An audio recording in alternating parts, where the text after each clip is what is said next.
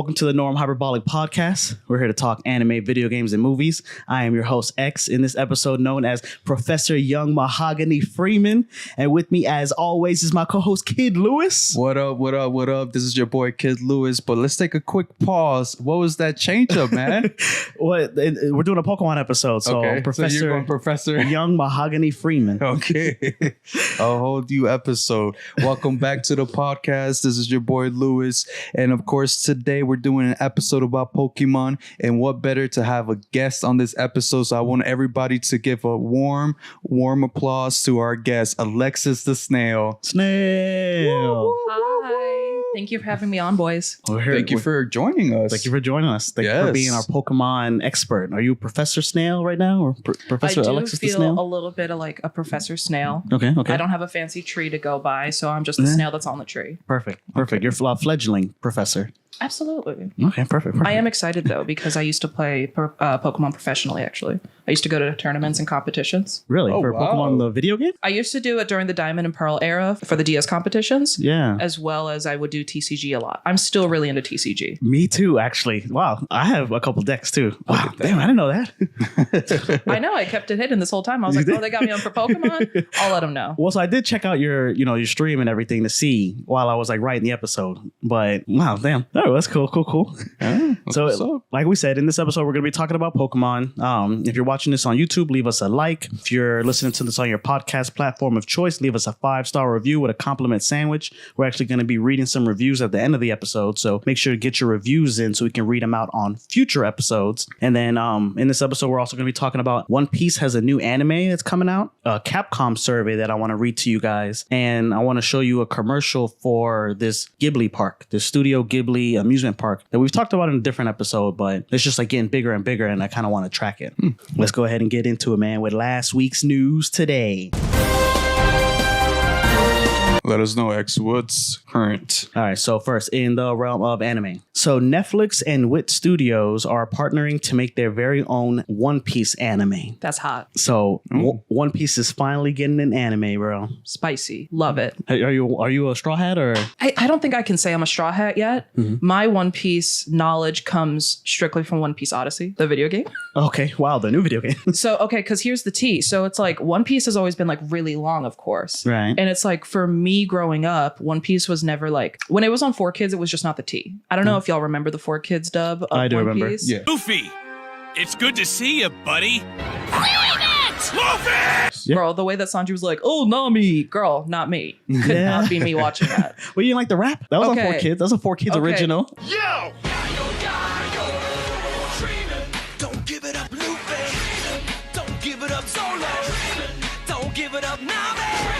Don't give it up, give it up, give it up. That was fire. That went bananas. If that came out to this day, coming out One Piece, singing it up, Luffy, come on, turn up. Zoro, he's like a samurai. The Bro, Lady Nami's not shy. He wasn't even called Zoro. He was called Zolo. Zolo in the rap? Yeah, in the anime. Really? Period. Zolo. No, I like Zoro better. No, you can look it up. There's all the games that came out like PS2 and prior for One Piece. Yeah. Zoro is called Zolo. There was like a copyright issue when 4Kids got the right to One Piece. So they not only had to change up a lot of the things that were viewed as being too adult, like how Sanji had a cigarette and had to be changed into a lollipop. Yeah. They changed Zoro's name into Zolo. And it's even in the video games that were westernized, which is super wild. Is it because of the movie Sorrow? I honestly have no idea. Maybe it could be a mistranslation or whatever it is. But so, like you said, no mistranslation in that. Like, how you go from Sorrow to Solo. I mean, somebody read it wrong, you know?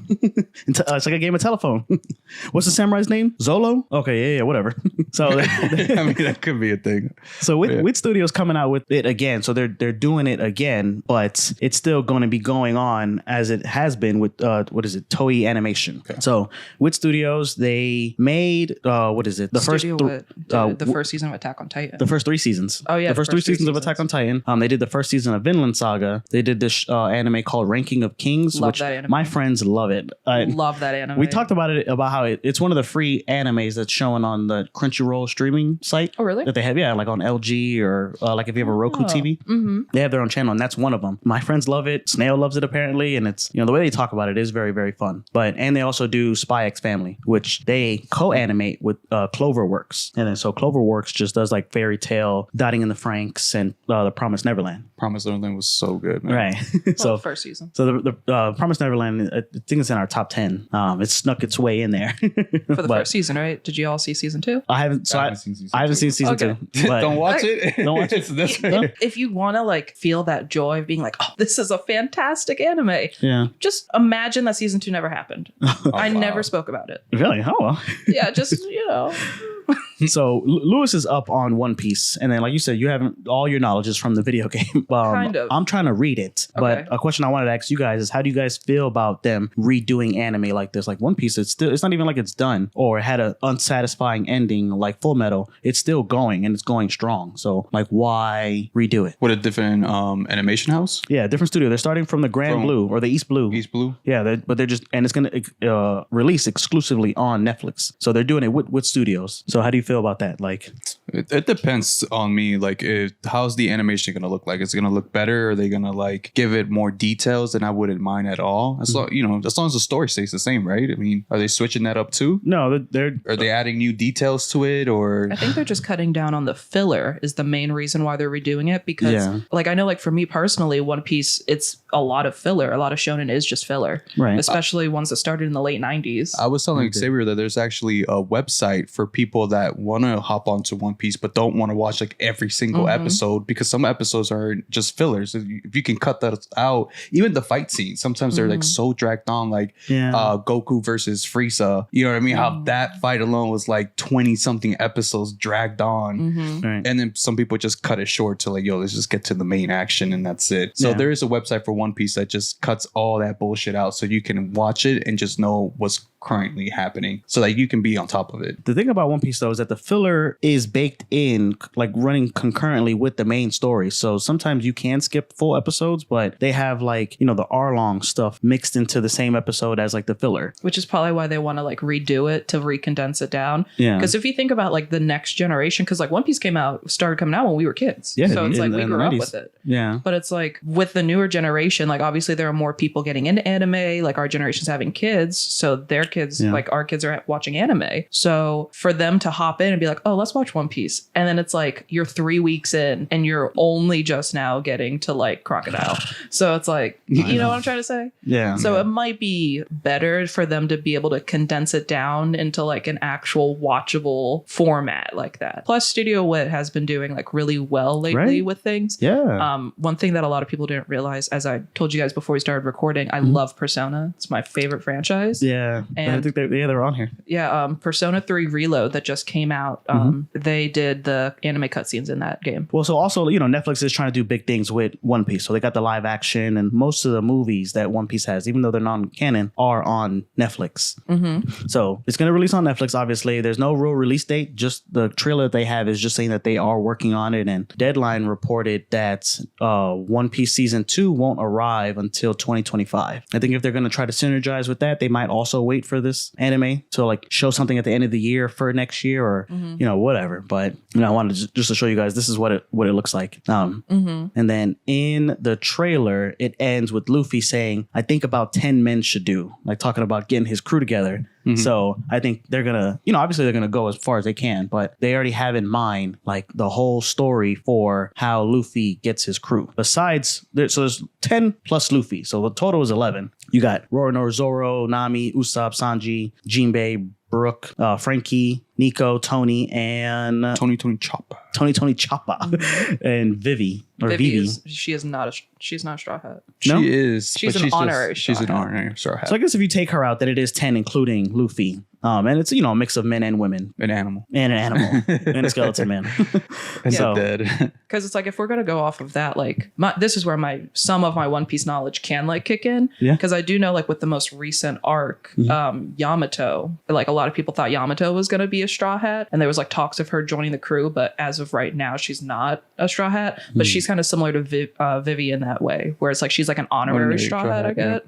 I was actually thinking about like if she did join the Straw Crew, I feel like they would be so overpowered. Oh, with the Yamato? Yeah. Oh, 'Cause yeah. she alone is a very powerful person, you know, with being like half Kaido's daughter and like just the power alone that she has. And then just like the destiny of Odin following her. Like, I feel like she joining crew would be so overpowered. So it's like a balance. You know what I mean? You got to keep that balance. I mean, you already have Luffy and you already have Zoro, two of like the most powerful people in that world. You know what I'm talking about? Yeah. Next, and then you have Sanji and Usopp, but even having like Jinbei on their team, Yeah. it like really pushes them to be in like the strong crew that he needs in order to become the Pirate King. But I feel like she could join later on, though. I can see that. Yeah, maybe like if they, I mean, obviously I don't know how it ends because it's not written yet, but it's like if they were to do like a final battle where like a lot of the people in their past come back, like Yamato would be there. Yeah. Oh, be yeah, there she'll rocking. definitely be there. And plus, he has like the people that follow him too. Like they're not part of his crew, but they're like associated with him. So Oh like, yeah, when, girl Bon Clay. yeah. Girl Mr. 2, Bon Clay. That icon right there. So there, you You know, know a lot about One Piece from this video game. Oh, have you not played One Piece Odyssey? No, I wanted to play it for the stream, but to be honest, not that I'm not a fan of those anime games, but I don't like to get them when they first drop because they drop in price like Oh, yeah. ridiculously quick. So if I was going to do it for the stream, then yeah, we would play it. But Well, the game goes through all like most of the arcs. So it's where does like, it start? Does it start from the beginning? No, it starts from Alabasta with Crocodile. Okay. So, but it's like I watched One Piece up until Arlong Park. So I already knew about like Nami and all them. Like I got the intro there. Yeah. And then the game takes Alabasta, Dressrosa, like it goes through those ones. So it's like I got it. The rest of it I just Wikipedia'd. And Yeah. with the most recent arc, it's just like no one shuts up about it. So Oh, it's Wano? like, Yeah, I mean, I know all about Wano. So- You know what I'm saying? well, yeah. So Lewis was talking about it in a previous episode about how it was kind of going down, but then like that Wano really reignited like all of One Piece. So I don't know. I am looking forward to this One Piece anime that's coming again on Netflix. You know, there are examples of remakes or reboots that put new life. So we have Devilman Crybaby, Full Metal Brotherhood. A lot of people like Brotherhood. There's still like a talk about which one's better between the two, but most people say Brotherhood is better. Brotherhood is better.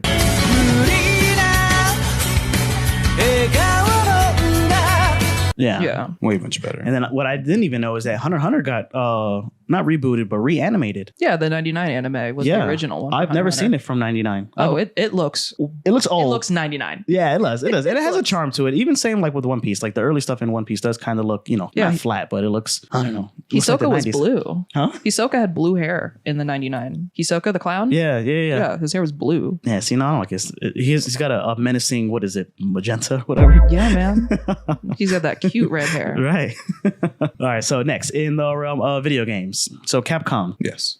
So Nintendo Life reported that gamers can go on the Capcom website and vote in these things called super elections. So Capcom is just offering like 10 questions surrounding like a bunch of different topics, but having to relate to their franchises. So there's a bunch of questions. There's only two really that are even worth talking about, but a question I wanted to ask you guys. So what super move would you choose? Hadouken, Spirit Blade, a double jump, perfect headshot, the slide from Mega Man, or the objection from Ace Attorney? Objection. Objection out Period. of all of them? Absolutely. The power and the menace that they have in that courtroom is undeniable. So he who holds the objection holds the courtroom? Oh my God. The way that there's just power in that phrase when you put everything together and you're like, he's wrong. And he points at you and he's like, objection. Yes. Yes, King. That's what I want. What about you, Lewis? Hadouken. The Hadouken? Yeah. It's so like OG. Yeah, it's almost like a Kamehameha. It's Yeah. a good short Hadouken. How about you, bro? I was between those two actually. To me, that's why I put them first and last. I mean, the double jump would be kind of cool. Kind of defy the laws Do the of Mega physics. Man slide? The Mega Man slide now because I feel like I get dirty. Fuck up my jeans. I'm gonna be wearing white pants that day, bro. We do the slide. For me, it would be between the objection and the Hadouken. But if I had to choose one, I would throw the Hadouken. Just Is it the fighter in you? it's the fighter in me. I could take all my energies and my emotions and just fucking put a bit in a Hadouken.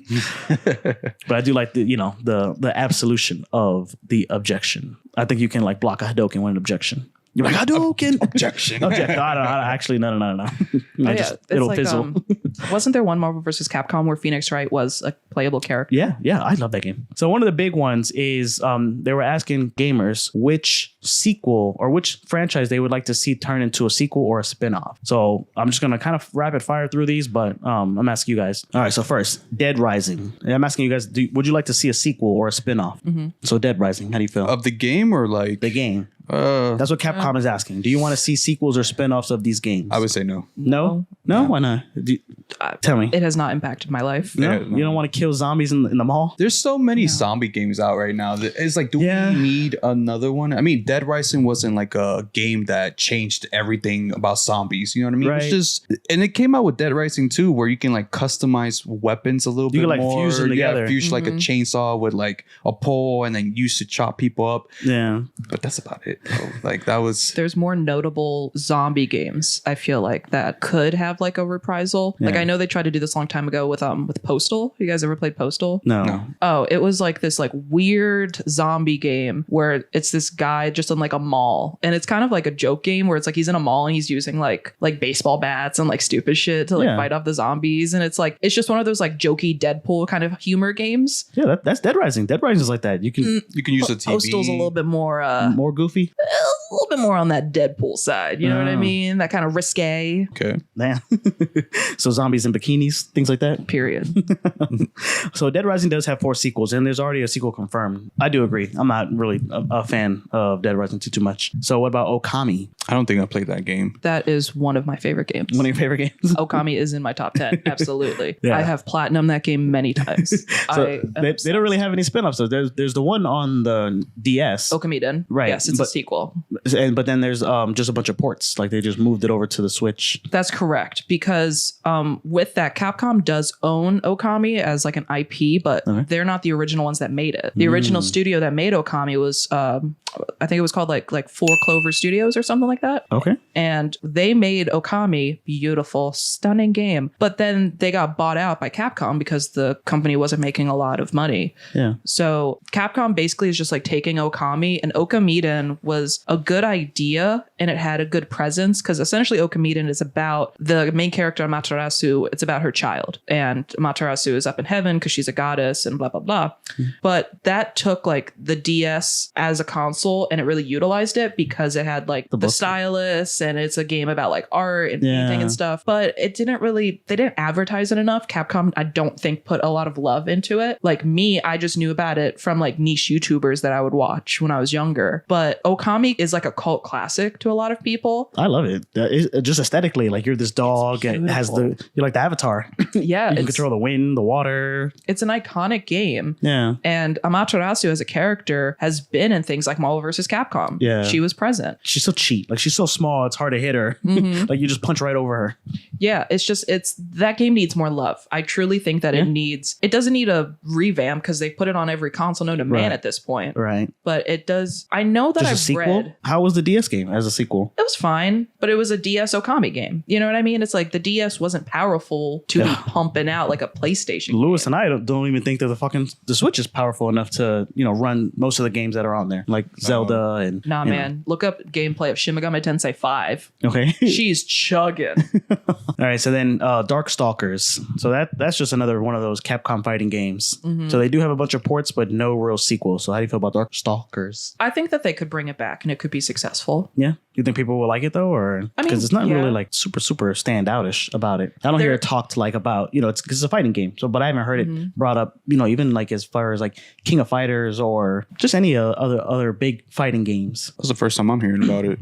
Darkstalkers, yeah. Yeah. It has Morgan in it, right? Yeah, Morgan. The bad chick. Yeah, and then like she a baddie. Yeah, yeah. Well, besides Morgan, Exactly. any of those other characters. Oh, maybe Felicia the cat. Oh, she's from Darkstalkers? Yeah. She a baddie too. Yeah. But I know them from Marvel vs. Capcom, not Darkstalkers though. Yeah, but they're like the designs are cool. So I think if they did it correctly, it could be a banger. Yeah. Kind of like how like they brought back Street Fighter for Street Fighter 6 and it's like a banger of a game. Yeah, but Street Fighter's always been, one of the big threes. Yeah, but it's like, No, I know. We did a Tekken episode and by the end of that episode, I was convinced. I think Tekken is one of my favorite. I think above Street Fighter, but truly, I just like the anime women.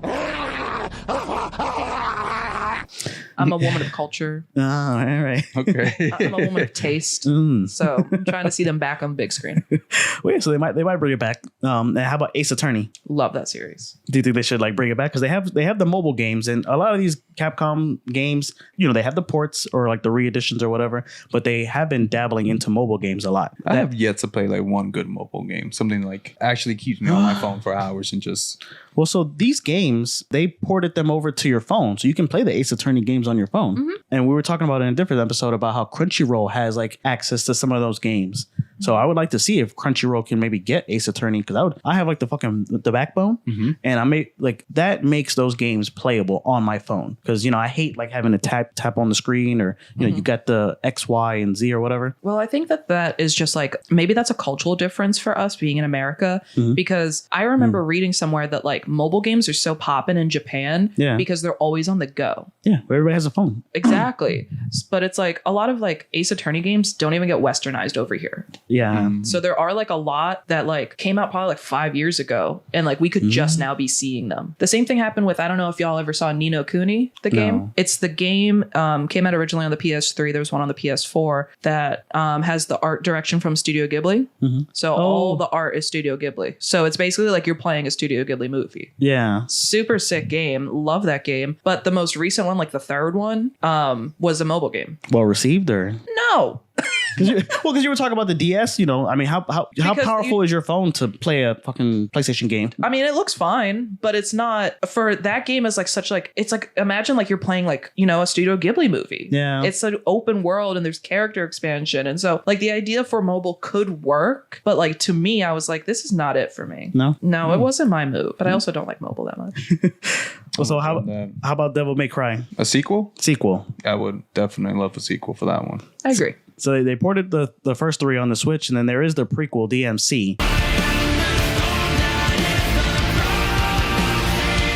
I think they're going to do another one, but they're doing the anime. So, and how about Monster Hunter? Do you play a lot of Monster Hunter at all? Or I really don't actually. No? What about you, Lewis? Monster Hunter? I've heard of that game, but I haven't played it. You just fight big monsters and you turn their bodies into weapons and armor. So you kill like a feathered monster and then you get a feathery, you know, piece of armor. So you kill a scorpion and then his like tail is like a sword. I know the fan base for that is very diehard, very passionate about it. So my friend met his current girlfriend on Monster Hunter. Really? Yeah. Two gamers fell in love on Monster Hunter. Could you believe? Tell me. Couldn't be me. No? Can meet a gamer? My fiance is a gamer, but from Smash Bros. That is where we connect. To Smash Bros. I mean, you know, all games are games. Games are games. Games are games. So they do have Monster Hunter World, which came out in 2018. That one's a really big one in my friend group. And then Rise came out in 2022. There's always some type of way of finding love. Yeah. Somewhere's one game. You could literally be one game away from finding your soulmate. Yeah. We'll just, you know, like I told my friends or whatever, like just keep doing the things that you're into and then you will find somebody, because then you can have that shared interest. Like, I don't know. This is not a love podcast, but you know, don't worry about going out and meeting somebody. Just focus on you and somebody will come. Yep. It should have been me, not him! It's not fair! Like you weren't looking for somebody at that gaming tournament or whatever. No, we just ended up being friends at first. Yeah. And then here we are today, 5 years later. So there's also Final Fight. I'm not a big fan of Final Fight. Last one came out was Double Impact in 2010, but it is just like a side-scrolling beat 'em up. Oh, yeah. I just think it's like one of my least favorite of those things. Like you have the Simpsons and Teenage Mutant Ninja Turtles and even the X-Men game. And then there's Ghosts and Goblins. Love. You love Ghosts and Goblins? Love. Tell me. That game's hard as That game is fuck. hard as shit. How hard is it, actually? So on my computer, I got like the Super Nintendo, the small one, like the mini. Yeah. And that game's on there, or Super Ghosts and Goblins is on it. But it's the same game, kind of like the same mechanics. You can only get hit 3 times if you get the armor. So you start off with regular ass armor, and if you get hit once, you're naked. Yep. And if you get hit again, you die. You turn into a skeleton. Shout out to my boy Arthur. Yes. Yes. I like his underwear. His big boxers. So, but it's just super hard. But there's a lot going on. But like I like the way the game feels. Like the double jump is nice. I You just can move respect that era of gaming, of just like no difficulty. old It just starts. school, just like hard as shit Right off the video bat. game. You know what I Yeah. mean? Like it's the type of game where it's like that game was made for an arcade. So like you're chilling at the laundromat, your mama's popping in them quarters, you waiting 3 hours for your bath towels to dry. Right. And then you just there at Ghosts and Goblins. Oh, child, you pop in them quarters, your mama want to get rid of you so bad. Yes, because that game eats quarters. Yes. Because you fucking die. And that's the thing, they made their money. Yeah. And that's why I respect it. It's that era of just, laundromat games. And usually I don't like that aesthetic. Like I don't like Ghosts and Goblins. Like, that fantasy. You're not a spooky, ooky kind of girl? Not really. Spooky, scary skeletons and shivers down your spine. I mean, I like things that are done well. Like we talked about Harry Potter. I do like things about Harry Potter, but as far as like magic, not really into it.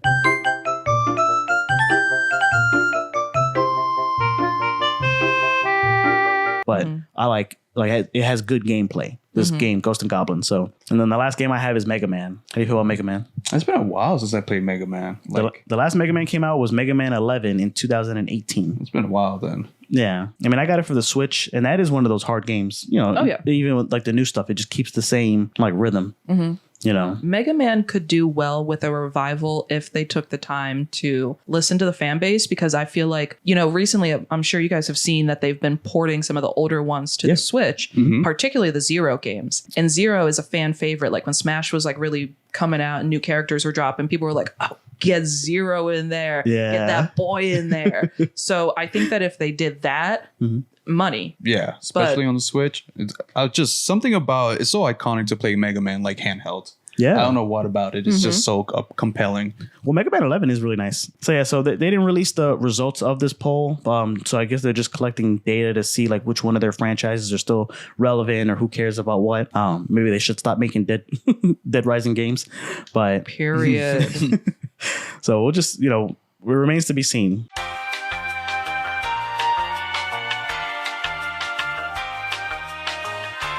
All right, so then last in the realm of movies. So Studio Ghibli came out with a commercial for their Ghibli park. It's the amusement park that they have. So I want to share with you. It's 15 seconds.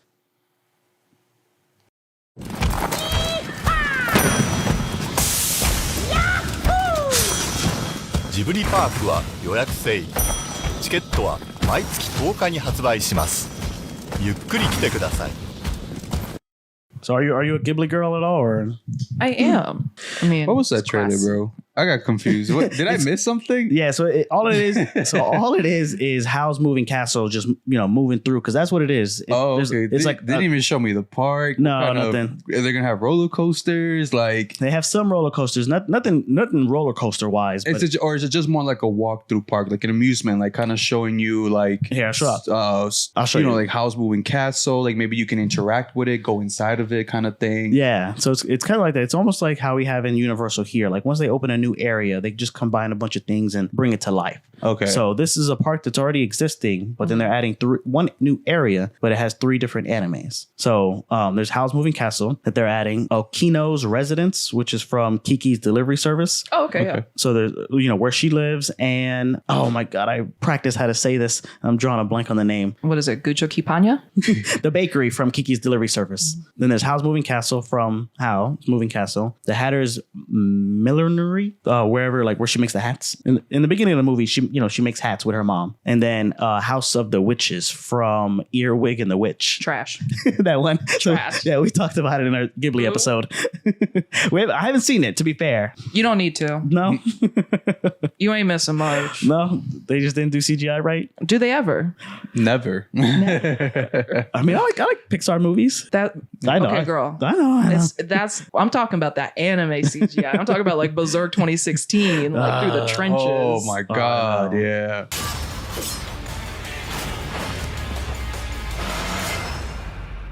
I know. I don't want to talk about it in every episode, but we always mention it. well, I don't like the way Chainsaw Man looks just because of the CGI in Chainsaw Man. So I'm not very forgiving of that.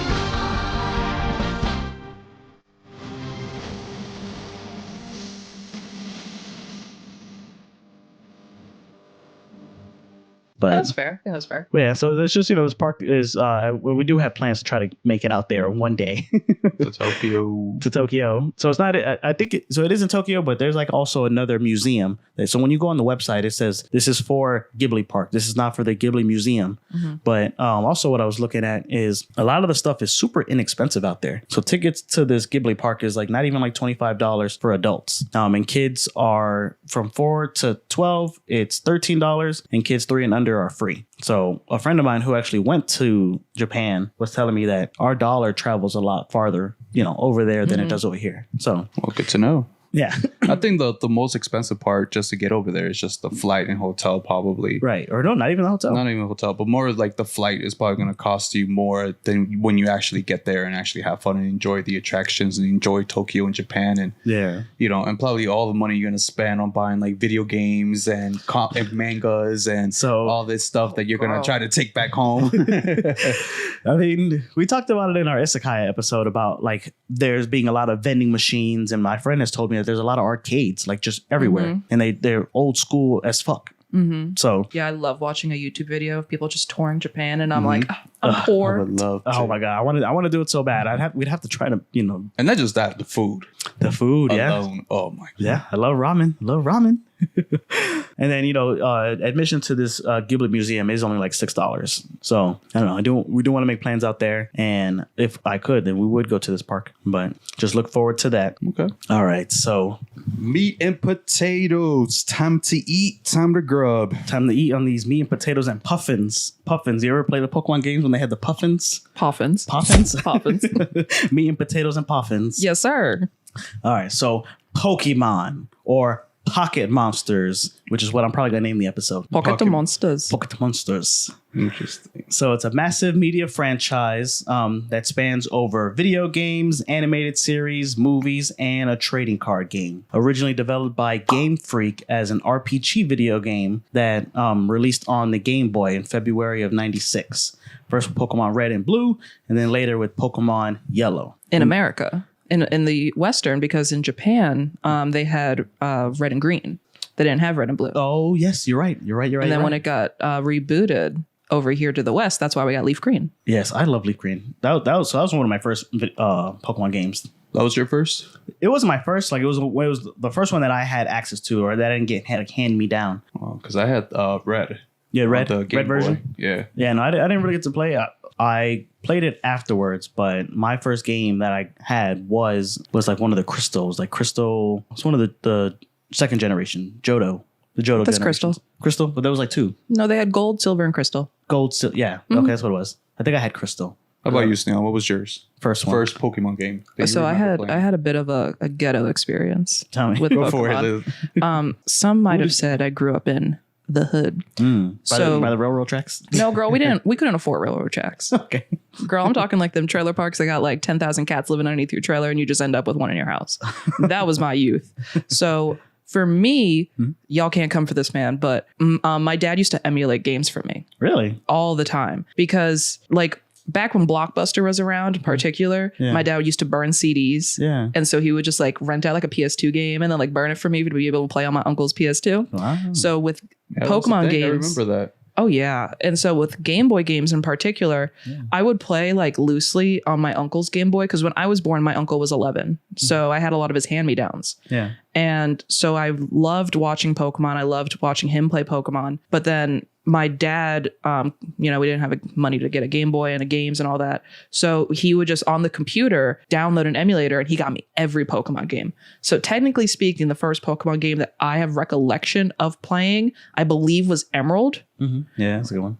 But then I played all of them, just not legally.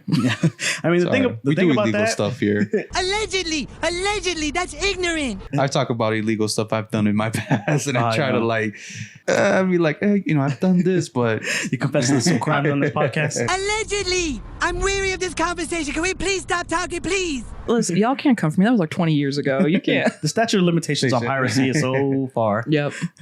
The thing about that though is that you can't trade though because it's all on the computers. I didn't have friends. So that was the thing. So that's why I say maybe like Leaf Green was one of my bigger earlier memories, because that's the game I remember like trading with. And because they got me the game, and then I got my brother the game. So then I had Leaf Green, or I had Fire Red and he had Leaf Green. So then we would like trade the tradable Pokemons. Version exclusives. Yeah, that's how they get you. I never got a chance to do the trading. No? I guess you're right. It's pretty cool. I didn't have enough friends to do the trading. Well, because I would even battle, because you could battle with like the link cable. Remember, that's what we had for the Game Boy. You were rich? Yeah. That sounds like some rich people thing. Like you had the accessories to budget. go with it. Yeah. Budget. Both of y'all got the game and the system and the cable to share. Wait, so y'all had your own systems? Right? Yeah, it's Christmas. Under one roof? Christmas, Damn, man. What, y'all got separate beds too? Dang. Separate pillows. You ain't share one pillow? No. I'm only poor now. I grew up very comfortably. Damn. So after this sleeper hit that was the game, it was also followed by a manga, and then a trading card game, and then an anime, and then movies. So I was going to ask you guys what's your earliest Pokemon memory. So what about you, Lewis? What's your earliest Pokemon memory? So like my memory is horrible. So I do remember having Pokemon Red on the Game Boy. So I do remember playing that. Yeah. I don't have too much memories of it, but just knowing that I just had the Red and that's what I played. But TB wise, I used to watch it a lot like after Yu-Gi-Oh on the WB channel. Yeah, well, 4Kids. Yeah, 4Kids. Yeah. So that's like when I got into it. And that's when like I love when they do like the little commercials and they're like, what Pokemon is this? Yeah, and then, who's that Pokemon? Who's that Pokemon? And then you're trying to figure it out and they'll cut into commercial, but then they'll come right back like on it. Who's that Pokemon? It's Pikachu! It's Clefairy! Yeah. And then we're like, it's Heliopluff or whatever the Pokemon is called. Girl, what did you just say? Did I say it right? No. How do you say it? Jigglypuff? Jigglypuff. It's a hillbilly It was puff. like Jigglypuff. And I was like, oh, damn, well, I got that wrong. Y'all better come for this, man. Y'all better- Also, a comfort. Jigglypuff stands rise up. Yeah, right? But yeah, like stuff like that. Like that's where I remember. But being honest, I was more a Yu-Gi-Oh fan than I was a Pokemon fan. I felt like you felt an either or at that time because it was such a big thing. I was big into both. Both? Into both. That's why when we were talking about Toonami, like I didn't even know that those were anime. I thought that they were just regular cartoons, but they were just my favorite of the cartoons that I watched. Well, that was just very like 2000s of them to like they would just like have anime on just random times of the day. Yeah. And it's like looking back, you're like, oh my God, that was anime. But Right. like I remember like I was obsessed with Hamtaro when I was a kid. Yes. Y'all know Yes. Hamtaro? Yes. And that show was just on Cartoon Network. Like they're like, here's Looney Tunes, next is Hamtaro. Yeah, I remember I would watch it like if I was sick from home because they had like the baby Looney Tunes, Yeah. and then Hamtaro was like right in that block. Damn. So I mean that's my Pokemon. I was real big into Pokemon. I sent some trivia. I know Lewis kind of flubbed up there, but on the very first Pokemon movie, they mistake Alakazam with some other Pokemon. There goes Alakazam! Oh, Kadabra. Or no. It's some Pokemon that is nowhere near Alakazam, and they think that it's Alakazam. It's like what is it? Team Rocket. It will play a clip in the video version, but Okay. even Pokemon gets it wrong sometimes. So Every once in a while. from a dog, Thank bro. you. You go ahead. You got the Pokemon master on this episode. I'm about to be like, what did you say? Yeah. All right, so starting off with the anime. So we're gonna go into the anime, video games, and movies. And Pokemon is big, so this is definitely gonna be a jam-packed episode. I'm so glad you're on this. My first question is favorite generation. Second gen, Johto. Johto, Absolutely. out of all of them. Period. Yes. What about you? I think first. First generation. Mm-hmm.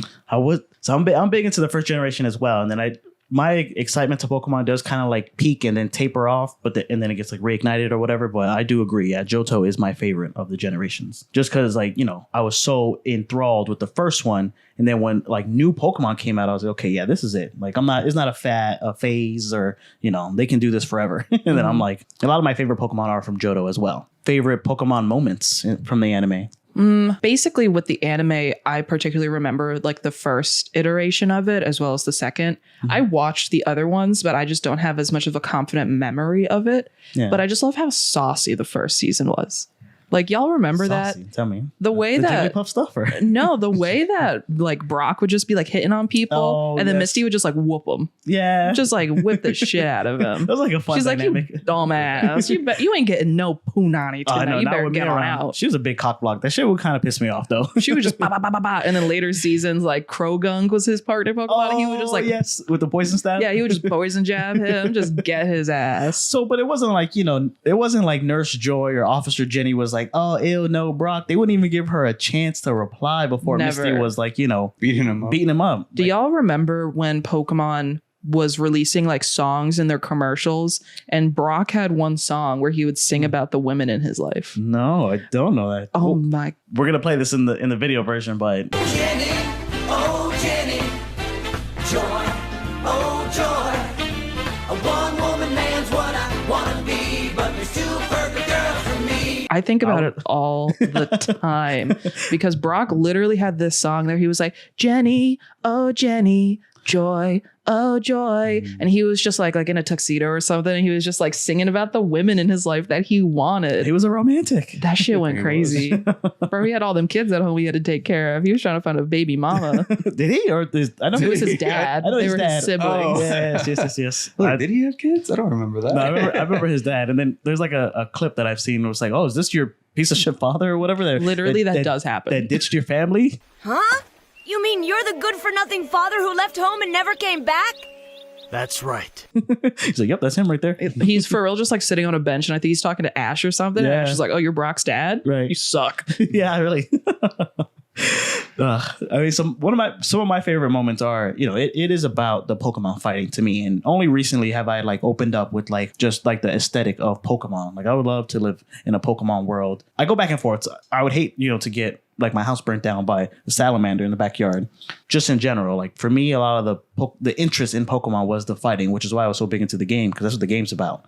So my favorite Pokemon growing up was Charizard for a while, because he just had all the best fights. He fought with Magmar. That shit was fucking fire, literally. He fought with Blaziken, and I remember that was when they were moving from Generation 2 to Generation 3. So that was like the first Generation 3 Pokemon that I saw was Blaziken. And it was like, like at the end of the season. I remember they had Pokemon like videos that you could play on your Game Boy. Yeah. And that was one of the ones that I had was Blaziken versus Charizard. I would fucking watch that shit like fucking burn the AA batteries watching that shit over and over again. I will say his seismic toss move went hard. Ready to go around the world? Yes, that went bananas. So he also fought Articuno in one of the episodes. He like leaves. It's like way later on. Then he comes back and fights Articuno with Ash. Just Charizard was definitely, nowadays I'm more into like Blastoise between the three, but Gotta represent. yeah, Period with the Squirtle shirt. I like period. Squirtle. Squirtle out of the three. The Squirtle Squad. Squad, yeah. Oh my god. So what about video games? What's your favorite of the video games? You said like you went pro or whatever with Diamond, but Oh, yeah. So I used to play them competitively. yeah. I knew a little bit too much about the competitive scene of it. But then it's like once 5th gen got introduced, it was just like, I just couldn't keep up with it. Like 5th gen, is that X Black and white. Black and white. Right. And it's like with Diamond and Pearl, that being 4th generation, it was like, I just really liked the competitive nature of making a battle team, strategizing. But then it's like, it just got way too complicated as time went on. So I just kind of like stayed in that generation. And I was like, it keeps moving too fast. They release too many games. But with it, when it comes to actual like games, I'm actually a spin-off girl. Okay. I love this Pokemon spin-off. You ever played Coliseum? Yes. You play Pokemon XD Gale of Darkness? Yes. They wanted to bring those games back. Or not, I am they like the fans. I am praying for the day I know. that those games drop. Even if they were to remake it, like how Right. Thousand Year Door is getting a remake. Paper Mario. Yes. So that's getting a port to the Switch, a remake. If they just did that with the GameCube games, I would be at least satisfied. I don't know why they don't. Because they don't like money. Guess They not. can't even make a proper modern day Pokemon game. You think they Yeah. gonna make an old school one? Come on. What about you, Louis? Favorite Pokemon game?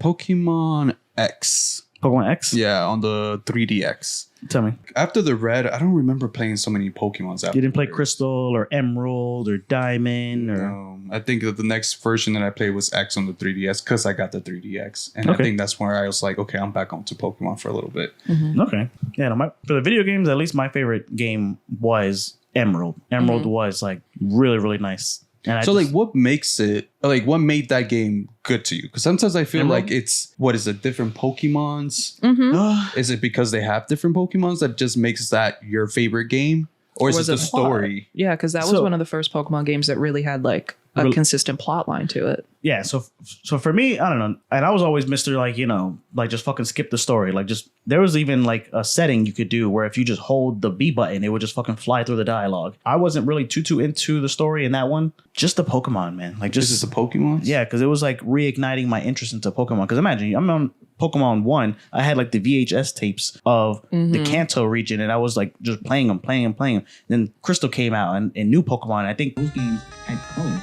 Like the XP bar was like colored, and the animation was like more like thematic. You know, For Crystal it being especially, 8-bit, it yeah. was that was the first one that introduced like when the Pokemon like would a- pop out of the Pokeball, yes. like they would like move. They had like a Yes. moving animation. So that is why I love the aesthetic of those Pokemons, but game wise, just like because that's when I was like big into like trading and you know battling my friends, and I think you had like the Battle Frontier. In third gen, yeah. So or even like you know I wasn't too into it. Like I'm not a completionist, but back then you know you're fucking playing the game 10 hours a day. I would do the contests. Those you go in, you do Yeah. a cool move, you try to you know mix it with a cute move or whatever, and Yeah, get the beauty get those, contest. get those stars. Gotta So- get flexing on them. so Absolutely. That's where I was like, okay, I love everything Pokemon. It's not just the battling. It's not just this anime. It is everything this Pokemon has to offer. So that for me, that's when my, you know, it just multiplied game to game. So it kind of not fell off with Diamond. I did like Diamond. I liked all the new Pokemon with Diamond, but I don't know. You could like do certain things to your Pokemon and make them like change into other versions of like the Gen 1 Pokemon. Like, I don't know. Yeah.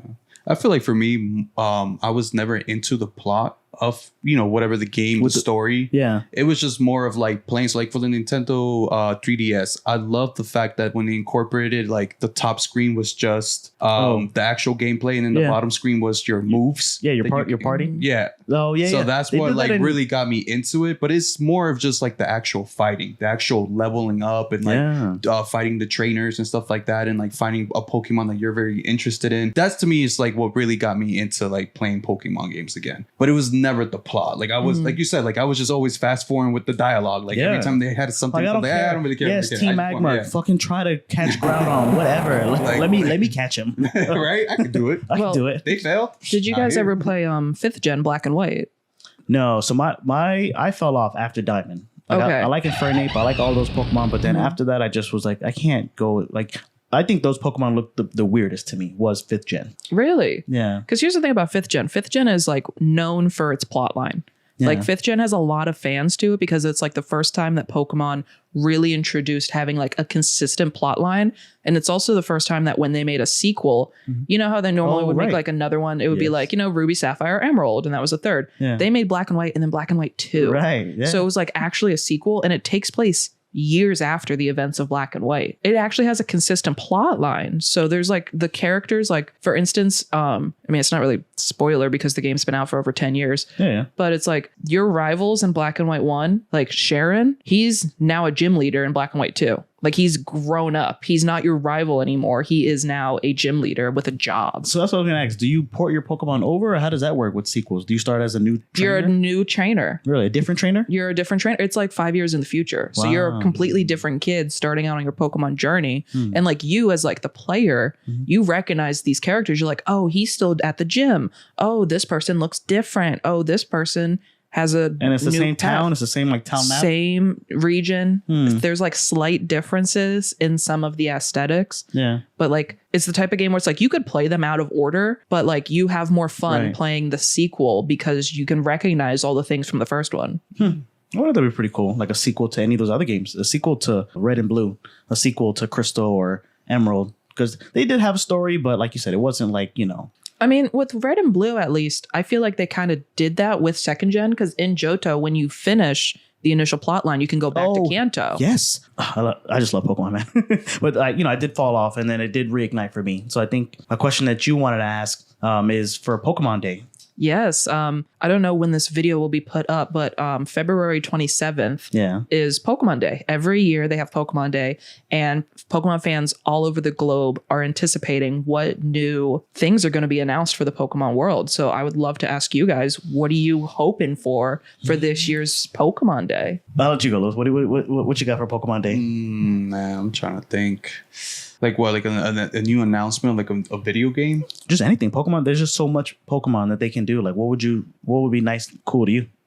Like a new Pokemon game. I know they're doing the new show, like a movie. Typically the way Pokemon Day has worked in like the past is usually they announce like certain things. They'll be like, okay, here's a new movie no one cares about. Right. Here's the next season of the anime. Here are a bunch of games. And lately they've been doing phone apps, as we talked earlier. Of course, there's always phone apps. Yeah. So they'll probably do like the beginning will usually be like expansions on things. Okay. So like I don't know if you guys know about Pokemon Unite. Yes, I do. I played it. It's like what is it? It's like League of Legends. With Pokemon. Yeah. It's a MOBA with Pokemon. Yeah. But it's like they'll probably talk about that for a little bit. Yeah. And then expand upon other things that are already pre-existing. Announce in real life events that they do, like tournaments and stuff. But the juice comes from what is gonna be the surprise announcement that they have, because every year it's something. Like, I don't remember if they announced it at previous Pokemon days, but I'm sure you guys have seen Legends Arceus, which was like banger of a drop. Yes. Or they announced a new generation of Pokemon, or there's always something. Yeah, I played that game. I haven't finished it, but I remember when I saw it, I was like, wow, banger.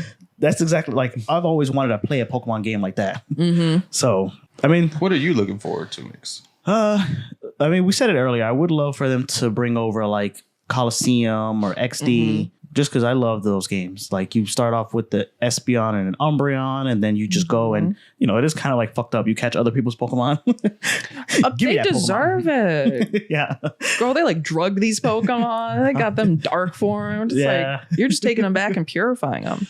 Oh my God. I remember I was fucking grinding that game. Taking them to that damn town and dipping them in the water or whatever. Yeah, you got to like baptize them.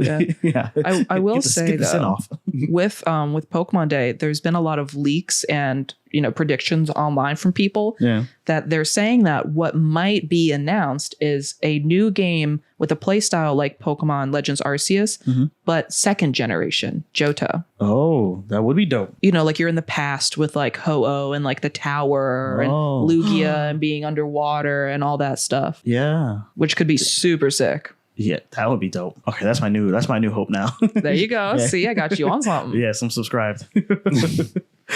On the 27th, bro. And then next, so for video games, so I wanted to ask you guys, what is your Pokemon team of 6? We'll start with Snail. Yeah. I'm trying to think. So if I can, I actually took a screenshot. I thought of it last night. Oh, of course. Go for it. Of course. And the way that I envisioned it for myself is not really like a party in the sense of like competitive battle. I already did that. Okay. I was that girl. Yeah. I'm looking like, if I was Gary Oak and I was in the anime, what would be like my signature Pokemon? Right.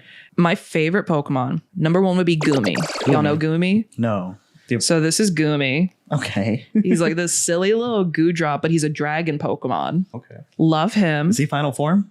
No, he's first. Okay. His last one is Goodra. But you'd keep Goomy. I would keep Goomy because he looks stupid. Okay. I like things that look like I could help them. And that look. Okay. Look at him. He's just a little wiggly goo dude. Yeah. I love Umbreon. Right. Iconic, classic. Weavile. I like Weavile. I would love to have a shiny Weavile. I have a shiny Weavile in Pokemon Go. And she's pink and yellow. That's pretty cool. Iconic color combination. Hisuian Zoroark. The Hisuian form of the 5th gen Pokemon that was introduced in Legends Arceus. Okay. He's super sick looking. He's a ghost type. He looks pretty sick. Porygon. Really? Porygon? I am a Porygon stan and apologist. Apologist? Why? Because he gave all those kids a seizure? Yes, he deserves better. He hasn't been in an episode since. Yeah. They did him so I have epilepsy. dirty. I can't deal with Porygon. It's not my fault. So, but not Porygon 2? Porygon 2 is too stupid? Or I love all of them respectively, but there's something so charming about this little block man yeah. that it's just like, I love that they progressively get more jacked up. You know what I mean? Like if you look at their animations, like Porygon 1, he's like floating around. Yeah. Porygon 2, he's kind of He's like one of those things, like those he's a birds. little bobber pendulum thing. Yeah. And the third one just like is cracked out. He's just like literally seizing, just like on the floor, just like flying. I'm like, oh, I love them all. But Porygon 1 is like my OG. So I remember, love of my life. I remember complaining with my brother about how they had like, what is it? Frozen Gelato Mon and Garbage Can Mon. That's what I used to call That's just them. 5th gen. That is 5th gen. So I would talk shit to him about 5th gen, and he would defend it, saying, "Okay, well, what about Magnemite? What about Porygon? Yeah, bro. What about Voltorb? Yeah, you know." So I mean, I will also say, in defense of Gelatomon, aka Vanillish, right? You have to understand. So I don't know if you guys know, but with Pokemon, each generation they base it off of a real life region of a country. Yeah. Do you know what 5th gen is based off of? Where? America. Oh, yes. So that's why we have a trash Pokemon, is because we're in America. The shade. And so they gave us Trubbish. The first, like, the standard Pokemon you catch is a cat, because we always have street cats. Yeah. And they gave us ice cream because we love ice cream. We're fat. They should have had a hot dog Mon and, you know, maxed out credit card Mon. Honestly. Oh, and then my last one was Lopunny. Lopunny. So here's the thing. You don't get eyebrows for Lopunny? I do. And here's the thing. I debated a lot last night to talk about my love for Lopunny, because I'm like, I'm gonna get some sus looks. Go ahead, I'm ready. But it's a safe space. I truly I think she's so cool. Yeah. And it's like, I remember when I was a kid growing up, like, you know, when you're growing up and you see something that kind of looks like you. Yeah. And you're like, you relate to it. Like, not to say I look like a fucking bunny, but like I have poofy hair, and Lopunny looks like this like tall, statuesque Pokemon with big poofy hair that's just like iconic. And I was like, oh my God, I love her. That would be like my partner Pokemon. Right. That's the one you keep out of the ball. Yes. Because I'm like, oh my God, like we look iconic together. Yeah. And like if in the anime, 4th gen, Dawn had a Baneri who was like a little brat. Like she was a little bitch. Right. And she was like wilding all the time. And I'm like, oh my God, I love her. That was me before I was a Lopunny. Yes. So I just think that Pokemon is just like really cool aesthetically. Okay. All right. No, I like the team. I like it a lot. What's yours, bro? Mine. So for me, I gotta start with Greninja. He's like the only Pokemon I like from that generation. There's some actually that I do like, but he got me back into it. Like, okay, yeah, Pokemon. I'm sorry, I was talking shit, you know, about your generations or whatever. I like grew up, and I was, you know, like whenever 4th gen came out, I was like, you advanced. I was still a young adult or whatever. So I was still too old for Pokemon. But then Never too old. You're never too old. But then once 5th generation came out, I was just like, damn. All right, I might have to jump back on Pokemon. So Greninja, you know, he's my character in Smash Bros.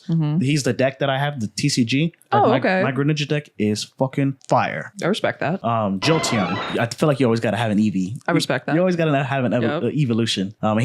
She's my favorite or whatever. She's just the strongest. She's so fast. She's so powerful. She doesn't have good defense, but like that was my Pikachu. It's like I'm a dog person. I love dogs, so of course I gotta have Jolteon. Medicham, the fighting. Just because you know I gotta third gen. You gotta have some hands in I there. gotta have some hands. It was between, and I wish I could have more than 6. I know I made the roll, whatever, you know, but between Blaziken, Hitmonlee, I think Medicham has like that. You like a fighting type. I like a fighting type. I like a Bruce Lee character. Okay. Rowlet, and just like your Goomy, I would keep it Rowlet. Yeah, because he's a little orb. I just My boy is Circle. I would just love to have it like, and I'm afraid of birds, or I don't trust birds is what I should say. But yeah. I got killed by a bird in a past life. You know how hard it was to get him to go watch The Boy and the Heron? Just yeah. Child. I was like terrified. Lewis, is the Heron off the screen yet? Girl. So in the anime, Rowlet just has like a bunch of cool scenes where it's like, you know, freaking out or making a bunch of funny faces, and it evolves into like this emo bird, and then becomes like this whole, you know, Dartrix, yeah, like this emo bird. Yeah. And I just love it. And then Snorlax, always gotta have Snorlax. Big bodies. I do like Munchlax, but Snorlax for sure, all day, every day. Strongest Pokemon I've ever had. Earthquake, Body Slam, you're fucking dead. And then last, if I had to do it by, I try to do it off a team, so it's like well rounded. Because my team is a trainers team, but also / chill team. Blaziken, either Blaziken or Arcanine. Okay. And then if we had to do a legendary, I would do Deoxys. But love Deoxys. I kind of look away when I see people who have legendaries on their team. See, that's why I didn't put any, because it's like, for me, I love Rayquaza. Yeah. Love Rayquaza. That's your legendary? The Chinese dragon? That shit look crazy. It's good. It's fire. Bro, the way that Rayquaza just pops up in the Deoxys movie. Yes. And just bodies them. Yes. It's just like, knock your shit off. No, Deoxys is that's so dope. Like, he just like grab a hand or like all these different forms of Deoxys. Super, super nice. But what about you, Lewis? Team of 6. I made my list. It's nothing crazy. Okay. All right. Yeah, it's mostly like Gen 1 Pokemon. So we got Squirtle, of course. Squirtle. Gotta go with the Squirtle. Yeah. With the shades or? With the shades. Squirtle Squad. Yes, Squirtle. sir. I got Golduck. Golduck. Oh, right. Yeah. Psychic Duck. Pretty good. Yeah. And then I got Lucario. Okay. I feel like I'm throwing you guys off with this list. That's not a Gen 1 Pokemon. I know, that's not a Gen. I said I had a couple of Gen 1. Okay. No, I like Lucario. Charmander, not Charizard? Wow. Keep a Squirtle and a Charmander. Yeah, you gotta have a little fire. And if Ash could do it, he could. Because Ash kept his Bulbasaur and his Squirtle. They didn't evolve. He didn't peer pressure them. I know, but why not? Because he didn't love them. They didn't love him. Why didn't they evolve? I mean, Pikachu didn't love him in the beginning either. No, Pikachu had a whole episode. I know, I love that episode. Where he didn't want to evolve. Yeah. Because he like got jealous and he's like, but I don't want to change. Right. Ash didn't make them change unless they wanted to, and they didn't want to. Charizard changed because he wanted to, because he was a little bitch. The thing with that Pokemon episode or Pikachu episode is that he didn't want to evolve into Raichu, but then because Lieutenant Surge evolved his Pikachu into Raichu so fast, he didn't have the speed that a Pikachu does. Yeah. So he was able to do with a quick the power of love. You mean every anime has the power of love and friendship. Yeah. He did it for Ash. Yeah, I do like Pikachu, but I mean, he fucked up. He should have evolved Pikachu into Raichu. I don't know, bro. Raichu kind of fat. So fat shame. Even what about Alolan? I mean, I know they're not in Alolan, but okay, hold on. Let me talk about Alolan Raichu real quick. How do you feel about Alolan Pokemon? I don't hate them. Whatever. I think that they did it better with the future ones, like the Galarian versions. Right. I think they really learned. The Alolan ones are kind of dumb looking to me. Okay. Have you read the Pokédex entry for Alolan Raichu? No. The way he evolves is by eating too many pancakes. Really? I can't make this shit up. Look it up. Swear to you, look it up. What about waffles? Girl, not the waffles. She went to IHOP right, and she said, "Give me the all you can eat." All you can eat, please. And then that bitch started levitating. Yeah, I have a Pokemon battle after this in the gym. She said, "I got to work." Well, because Alolan Raichu is slimmer than regular Raichu. Yeah, she's a surfer. Yeah, but she got the powers from eating pancakes. It's the dumbest shit I have ever heard in my life, but she did it. I've read somewhere that those Pokemon entries are supposed to be written by like trainers. Like it's not from a database or whatever. It's from the Pokemon professors? If I remember correctly, because their whole job is to like survey the Pokemon. Yeah. So, but some of the Pokedex entries are really interesting. If you look at them, Drifloon, you know about her? Well, the way she abducts children. Get your boy. I just like that Pokemon, as kiddish as it is, has like this. It's very well thought out. Like all the lore to all the Pokemon, like how the Cubone, Kangaskhan thing, the Clefairy, Gengar, like all of that. I just now, I want to know the rest of your list. Oh, right. Oh, sorry. No, it's all good. You guys like really get into it. I'm just listening like, okay. Yeah, no, go ahead. And the last one thing I had I had two more left. Machop. Okay. Machop? Yeah. Okay, work. You keeping all these Pokemon like level 10? Why? I just okay. That's when he stopped playing the game. Stop judging it. Right. These are some Pokemon that like I could think of, and I was like, okay. Literally had to think about this, and I was like, this is some 3-badge Pokemon right here, right? My bad. I don't got your evolution and your legendary. Right. And last one is Mewtwo. Mewtwo. So you do it. So that is a legendary. I just remember him from the movies. That's fair. Okay. Right. I thought he was cool. That's a solid team, bro. It's a solid team. The solid team. Solid team. Am I man. winning? Winning? Am I winning any type of championship battles? Maybe some contests. Some. Yeah. No. Girl, after that team, it looks like you like traded over a Mewtwo from a special event and you stopped after the third gym. That's all I got. Hey guys, Editor Oscar here, aka Big O. X and Lewis wanted me to give you guys my team of 6, so here they are. Starting off with Blossom, Politoed, Espeon, Blaziken, Tyranitar, Dragapult, and then if I had to pick a legendary, it would be Suicune. So with Pokemon video games, I wanted to bring up Power World. So The controversy on that. yeah, how do you feel about Power World? Have you played it? I haven't played it. I haven't played it either. I've Have you seen played it? gameplay. I have. How do you feel about it? Is It's that something fun. You've streamed? I mean, I haven't streamed Pal World. Pal World, if I remember correctly, I remember reading somewhere that they had like weird streaming restrictions where it's like, Really? They had streaming restrictions. That's so funny. it's like the way that they worded it was super weird to me because they said like if you were to stream it, basically like the video would be like their property. Okay. It wouldn't be like yours. So it's like if they were to do like advertising, they could just like rip my clips and like not ask me permission for it. Yeah, cut you out. Yeah, which I don't particularly care for. So I just stayed away. But I did play it. It's free on Game Pass. So It is. I read that. but it is bananas how they just stole shit from it.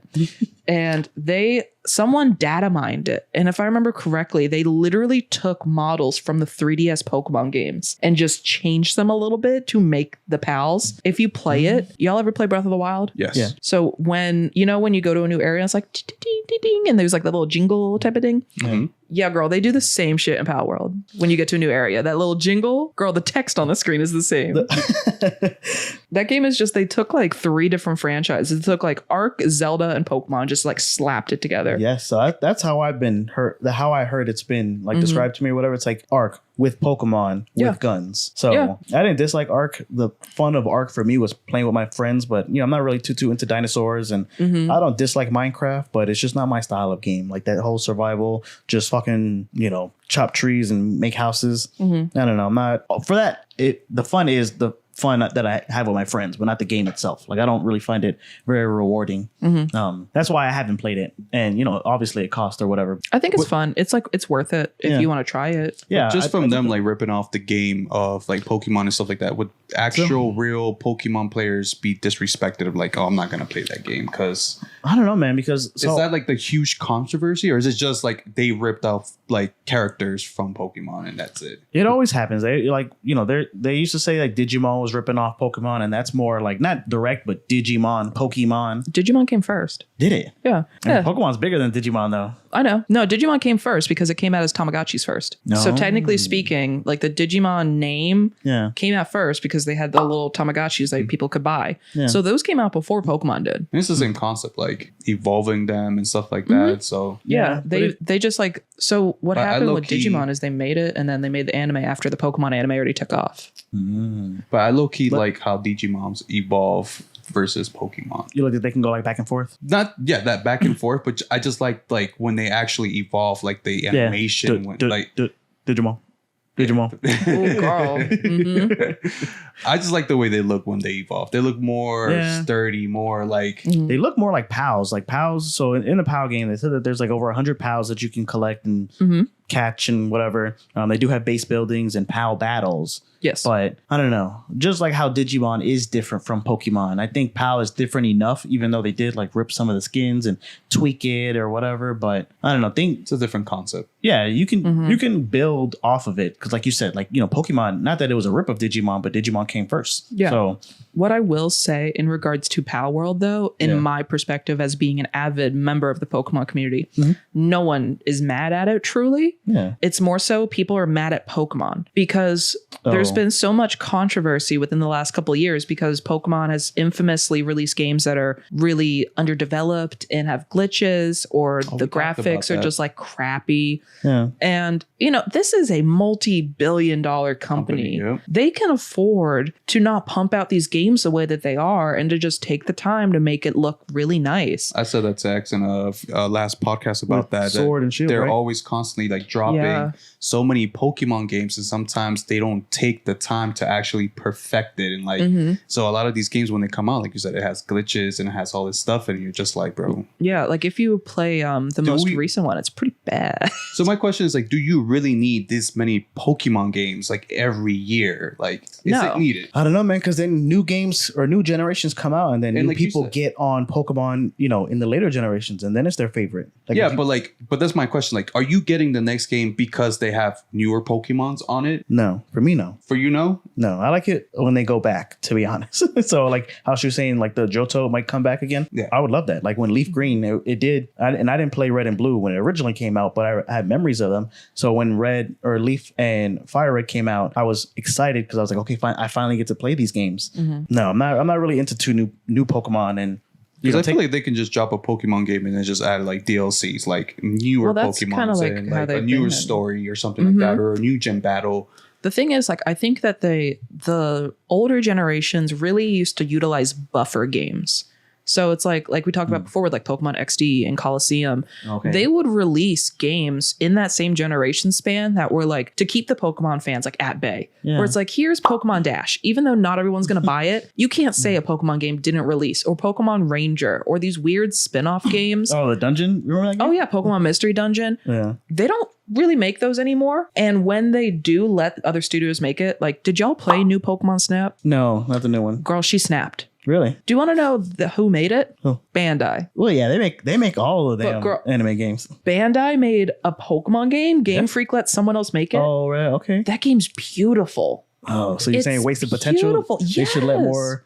I mean, have you played Pokken, the fighting game? Yeah. That game's good. Yeah, because they used assets from Tekken. Yeah, I know. But yeah, That's so like, what I mean. Like, just it's the- better. yeah, so maybe that's why, yeah, you were saying like the thing about Power World that pissed off fans was that why isn't that a Pokemon game? Like, yeah, I don't like, dislike Pokemon, the pals, Take notes. but they don't hold a candle to real Pokemon. No, but they basically were like, if this indie company that no one knows out of the blue can come out and make a game utilizing aspects of what the fandom has been begging for years, Yeah. like besides the factor of the guns and other shit, just about to like say, yeah. the aspect of how you play it and what it Yeah. looks like. Yeah.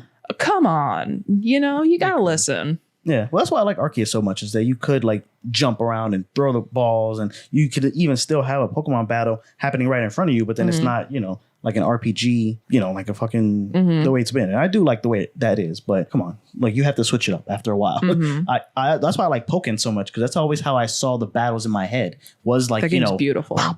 Yeah, I do love that game a lot. And then the last thing before we go on to the movies is the TCG. So love. It's kind of like, the way I would describe it is kind of like Magic the Gathering. No, How would you describe it? like how to play it, or Just like for somebody who maybe does, because all of my friends, and even with my cousin, he's into the Pokemon trading card game, but he trades them. He doesn't build a deck of 60, and because that's what I like. I like collecting them. so you don't. I know how to. I know how to play it. You know how to play it. I but- can make a deck. Do I do that avidly? No. So Why? I don't have friends. But So what's your Pokemon trading card collection looking like? bussin'. Bussin'? Bust down, baby. Bust down, Tatiana. Oh. I do have a cabinet locked up with Charizard cards. Just Charizards, or like? Girl, I need to keep them safe. That's money. Oh, okay. That's my retirement fund right there. These shiny Charizards.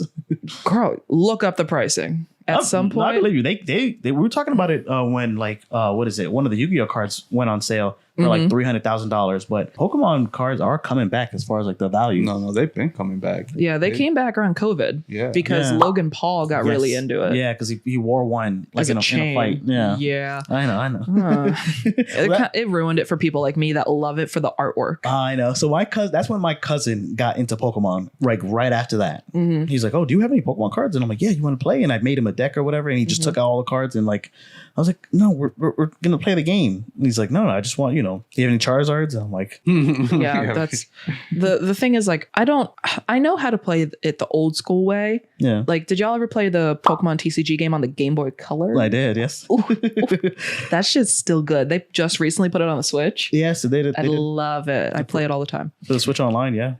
So that's like my TCG experience. Like, I like playing that. It's one player. I can play all by myself, lonesome in my bed. But You gotta add us on. We're friends, okay? Now, bro, get me on that Switch. okay, Get me on that. I'll get you on the friend code.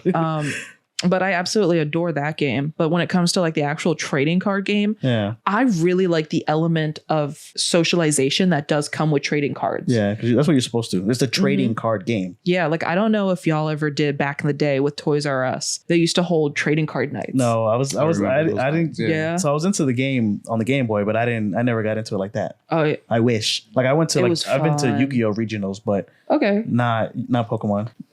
One of the more recent conventions I went to was called Collecticon. Okay. And the amount of people walking around with these, like, you remember how Seto Kaiba and Yu-Gi-Oh had like that briefcase with Yeah. all his blue eyes in it? Yeah. The way that people were walking around with that with Pokemon cards in it, like real life at this Yeah. convention, Well- bananas. My friend puts them in like a DeWalt, like Girl. for something for tools. 'Cause Girl, they- not the DeWalt, not the name brand. Yeah, oh yeah. Well, because they're like just the right size to hold like a good amount of cards. So Yeah, it's honestly like with Pokemon TCG, I'm into it, but I've Yeah. kind of fallen off recently. I just kind of like buy the cards as I like or when Yeah. I feel like it, because that used to be like the thing that my fiance and I were like really into was Pokemon cards, especially during COVID when we didn't have jack shit to do. yeah. But he has transformed more into the One Piece TCG How because is he's that? a huge One Piece I fan. try to get my friends to play, but they're not really into it. He loves it. Yeah. He's obsessed with it. One of the cards that we actually pulled is the signed Oda card. That's like Really? $5,000. Wow. It's like the gold Oda From a card pack? for Luffy.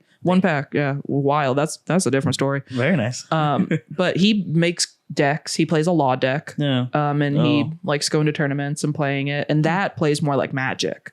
Really? Well, so the reason that I said that it's like Magic, because in Magic, each turn you only play one land unless you have cards that, let you play multiple lands. So in the Pokemon trading card game, you attach energies to your Pokemon one at a time. And like, that's the progression. Yeah. Versus like Yu-Gi-Oh, where you can just pop off as much as you can in one turn. So that's where I think it's a little bit more like Magic than Yu-Gi-Oh. I just But- have no idea how new age TCG works, to be honest with you, because there's just like so many things. Like Pokemon every year adds a gimmick. I know, yeah, the GX and then Yeah, so So- it's like I don't know how that shit works. well, so that's why I'm kind of off Pokemon, because it is like one of the, and it is like that with most trading card games. It's pay to win. Like if you have the best cards, yeah. then you have the best deck. Yeah. So they do try to keep it like, oh, if you're in this standard or if you're in this, group of cards, Yep. then everybody's on the fair playing field. But Yeah, and then there are random cards that are worth money. I remember recently like a Golbat card or a Crobat was worth a lot of money. really, Yeah, and you were like, why is it worth so much money? And it's because it was competitive. oh, see, stuff like that. So I have a bunch of decks, but I don't like. I have bulk, but I don't really have like, I don't have a Seto Kaiba. The little suitcase. I don't have a suitcase.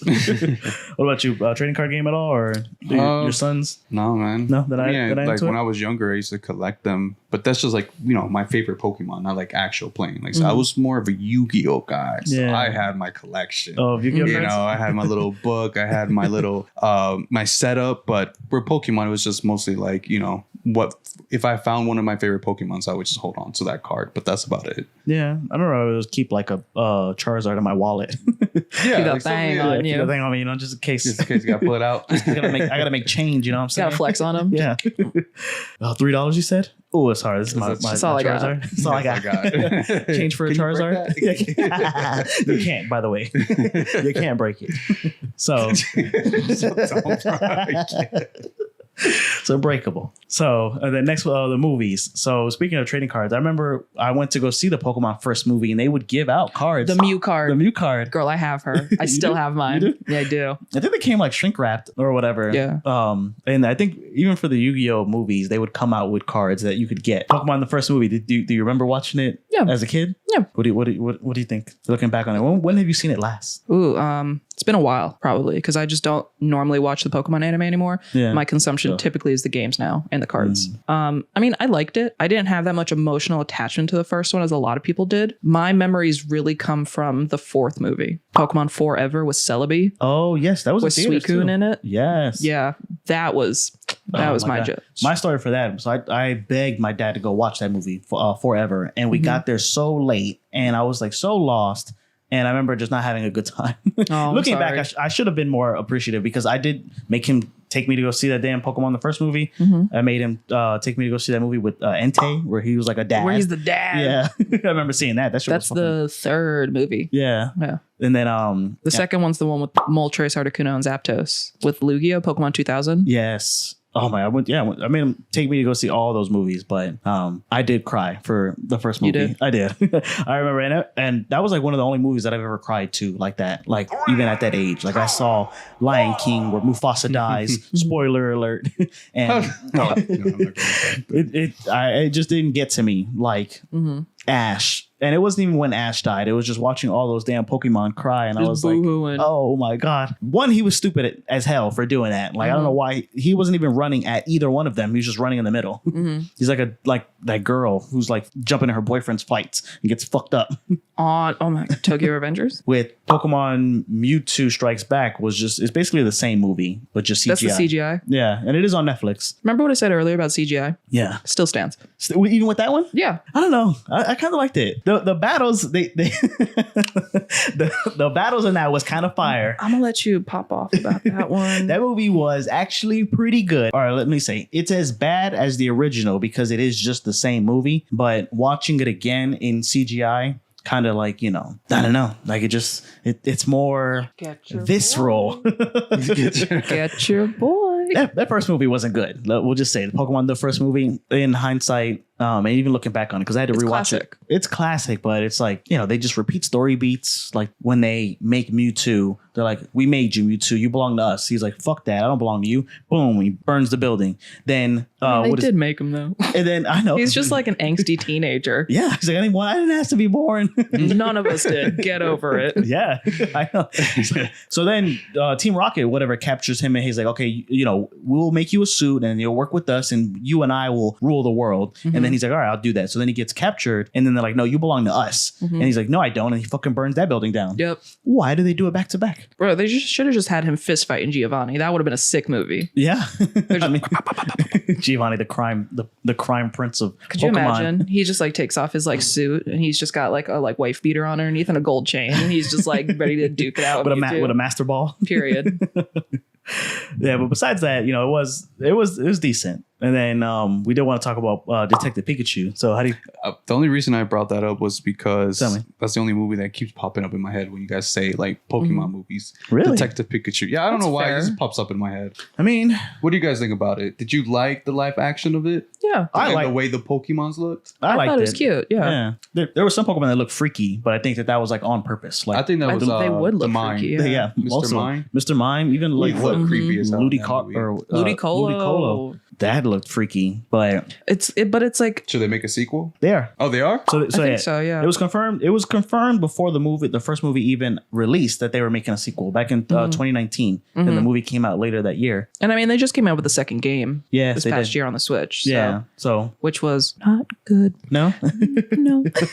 What about the first game? Playable. Playable? Yeah. Damn. I mean, like you were saying earlier, like I do appreciate the attempt because I just Yeah. love Pokemon and whatever they do with it, I will give it a chance. Yeah. Remember, I used to shit on it too much for. But how good is it going to be when you have a game of coffee sipping Pikachu? You know what I'm saying? Like, it's just it's not going to hit like it used to. It's the archetype. It's just like it depends on what you do with it. So Pokemon, and I'll even get into it now. They are trying to not move away from just battles, but they want to expand into like Pokemon as the aesthetic, or Pokemon. They want to show their more peaceful side. And they don't want to be just straight like dog fighting. Like they want to be, Pokemon can chill. Pokemon can like sit at the table. We were even talking about that. So what do you have to say about it? Oh no, I was watching a video and me and X had talked about this about how there was a theory saying that back in the old days, people can marry their Pokemon. Yeah. In the Pokemon world. And it had popped up in a game as a dialogue, but then they later changed it to saying instead of marrying them, that back in the old days, Pokemons can sit in the dining room table with the humans, like eat with them. Yeah. Like break bread amongst your Pokemon. Yeah. Y'all ever seen that one show, that TLC show where like that man married his car? Morning, baby. Yeah, like stuff like that. That's what I'm thinking. You know what I mean? Like, girl, how you go? No, couldn't be me.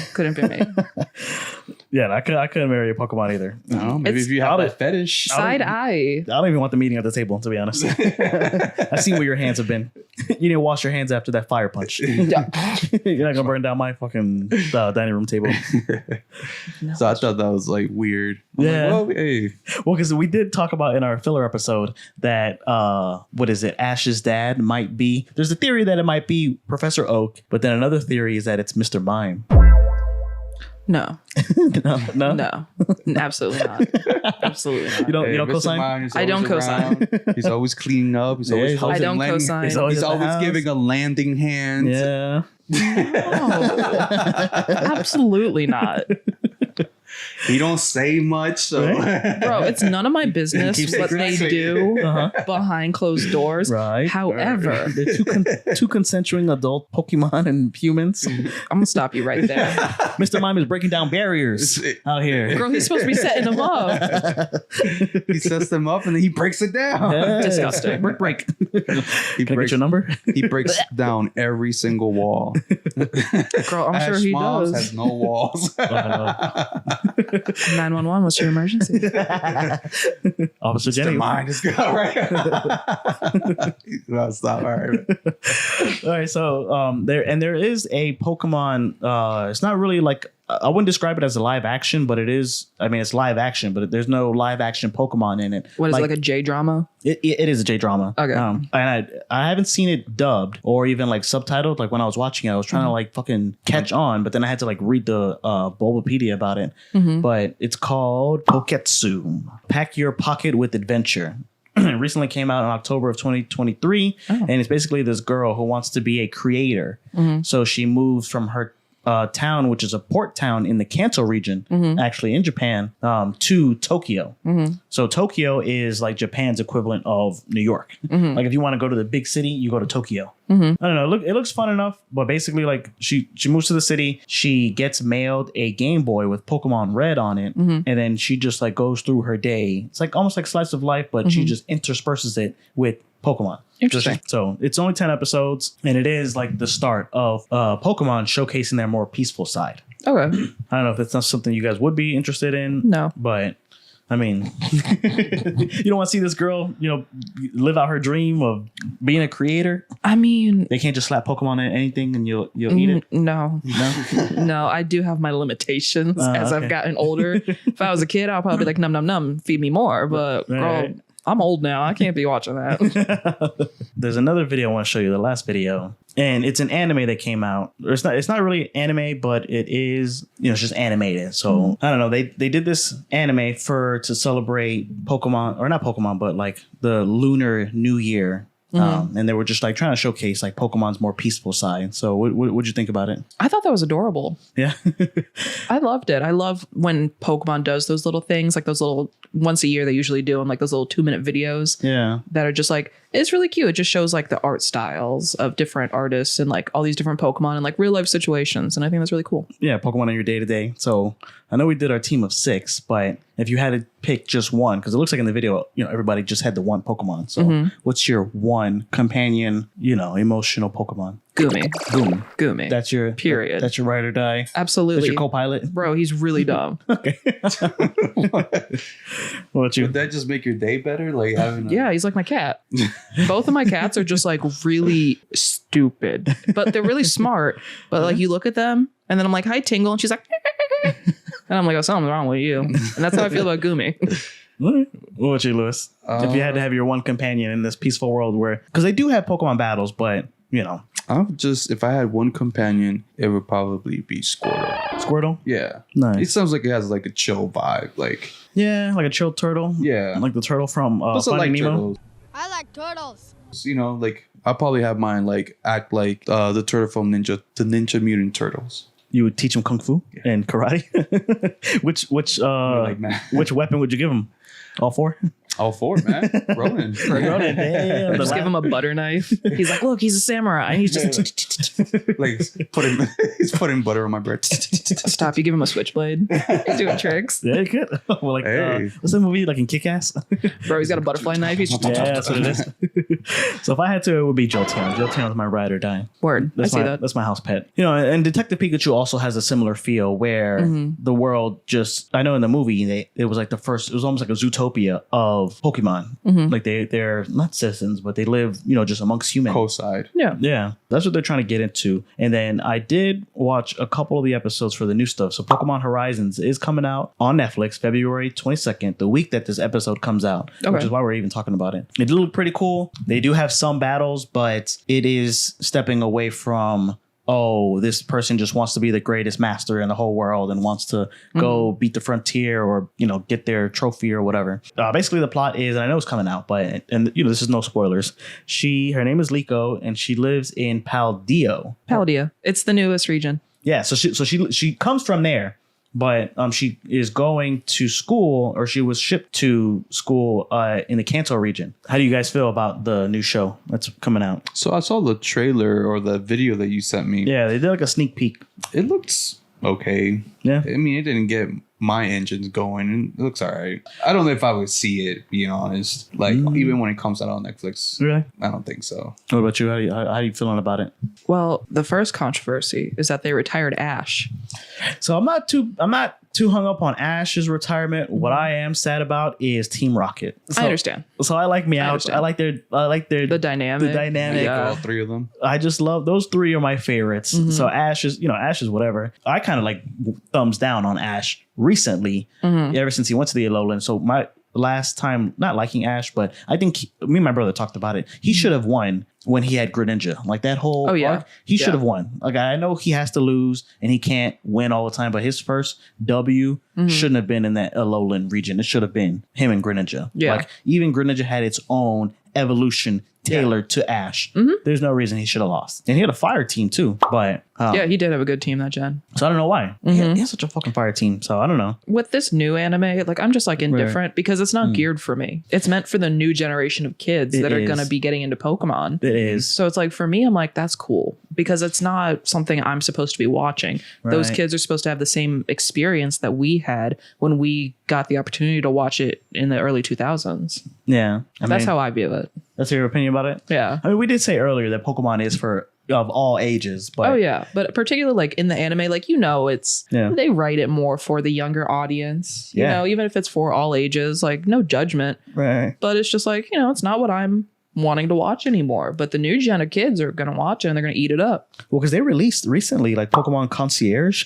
That shit was awesome. Oh, you liked it? I loved it. Okay, what do you mean? That's geared towards a demographic. No, because it talks about like mental health problems. There's a lot of. Have you watched it? I have. Is it where she's stressed out because her boyfriend broke up with her after 7 years and she lost her job? Yeah. and- I think that that's a little bit different because it's for all ages, but some of the topics that they cover are a lot deeper. yeah. Like where it's like if you really like deep dive into it and what the meaning is for each episode, I think it's a lot more than just it's Pokemon, it's cute and fun. Yeah, like It's like, furry or whatever. Like There's everyone's literally a made yarn. Pikachu with social anxiety. Yeah. That's just like literally just having panic attacks about speaking. Yeah. And I'm like, damn, if that ain't me. It does have like it's not even like Robot Chicken, but like it's not stop motion, or is it stop motion? It is like stop motion claymation. It's like stop motion claymation, and everyone looks like they're made of yarn. And it is very, very cute, but there is no real battling, and it is real brief, and it is about this hotel that she works at, but it's more of a personal story with her and her Psyduck that she's like learning to live with. But have you seen it at all, or I haven't seen that one. I don't know. It's like 4 episodes. Yeah, real simple, real clean. 16 to 20 minutes per episode, and it is like real breezy. So sequel. You want a sequel out of that? Oh yeah, I loved it. Yeah. Okay. I thought it was very fun for all ages. Okay, but fair enough.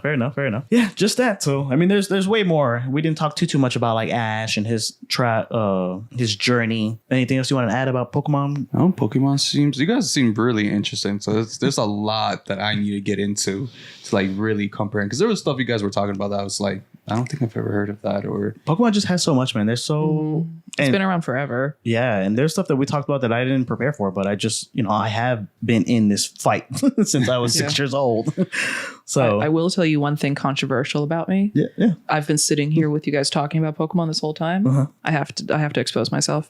I'm a Digimon fan more than anything. Really? I like Digimon way more. Oh, we might have you come back for the Digimon episode. see, I could have backed up with Digimon. Like I could actually sit and watch Digimon. I just like how they look and the way they evolve and the fighting scenes. It's just, I don't know. I feel like it's more eye pleasing to me than Pokemon. I am way more dedicated to Digimon and like a diehard Digimon stan than I am Pokemon. But Pokemon's just more like readily available. I mean, we'll save it for the Digimon episode, but damn, I just had to throw that wrench in there for you. Just like, hey, by the way, at the end of the call, absolutely. Well, that was the meat and potatoes for Pokemon, man. That was the meat and potatoes for Pokemon. So come back for our Digimon episode. We might revisit Pokemon, get a little bit more like focused on like a certain era or a certain movie. Overall, definitely highly recommended. Maybe not all that they have to offer, but you know, definitely I would even like just give it a chance, because I gave that Concierge a chance and I didn't think that I was gonna like it as much as I did, but you know, it is just very different. And I do like the direction that Pokemon's trying to go with this whole Pokemon Horizons, and you know, I think it's worth checking out because they do have like some cool stuff in it. There's like They're trying. There's like a Charizard, which I was watching, and it's only in Japanese right now until it comes out on Netflix. Charizard's name in Japanese is Lizardon. Oh, really? Yeah, they're like, "What's up, Lizardon?" And I was like, "Damn, that is kind of like a cool name." Yeah. Do you know what Umbreon's name is in Japanese? What is it? Blackie. Blackie? It's Blackie. Really? Oh man. That's the only one I know is Blackie. Really? I mean, I don't know. Definitely looking forward to Pokemon Horizons. I definitely will check it out. And then I'll let you guys know on the podcast how it was in the next segment that we do, which is... Well, we're reading, watching, and playing. So let's start with you, X. What are you reading? What are you watching? What are you playing? I'm reading this manga one-shot called Look Back. They're coming out with a movie, and I was going to put this in the news segment, but I knew this was going to be a heavy episode, so I wanted to save it for the end. But it's on the Shonen Jump Plus app, and I'm reading it. It's like fucking 140 pages. So I'm just getting through it, and it's pretty good so far, but I don't know, I really haven't got fully into it yet. And I am reading this this comic book called Daredevil Black Armor. It was suggested to me by a friend. It's pretty early, and you know, Daredevil, out of all the comics, and I was off of comics for a while, but Daredevil is one of the ones that has pretty good comics consistently. So that's just what I've been reading, and the same shit, you know, Doctor Stone, One Piece, fucking Chainsaw Man, Wild Strawberry, man. Wild Strawberry is still going pretty strong for me. I'm looking forward to if they do make it an anime. I don't know, just try to read a bunch of different stuff, man. Okay. And then I'm watching Fire Force because I'm trying to catch up. Oh, how do you like it? I like it pretty good so far. Even, have you seen Fire Force? So in the beginning, you know, there's like this fucking fire or whatever, and then this guy gets he's like in the middle of it, and then the Fire Force comes up, and then they're, you know, firefighters, and then they have like a priest. So I'm like, all right, you know, it's kind of anime. I don't know why they had this priest, but I'm sure she has like magical powers. So I like how from the jump, it's already starting off with like conspiracy and, you know, this world is not what you think of it. Like, you know, you think that we're saving these people. We're actually killing them. So I don't know. I'm liking it so far. And it was one of those animes that were recommended to me. Well, they're not really killing them. They're like ending their torture. They're ending their torture. Yeah. But there's like, I mean, in the first couple episodes, everybody has like their weapon or whatever. And he's like, oh, put the weapon away. He's like, man, it's my fucking weapon. What do you mean? He's like, no, this is somebody's dad. Like, they don't need to know that you're going to slice him in half or that, you know, you're going to kill him. Right.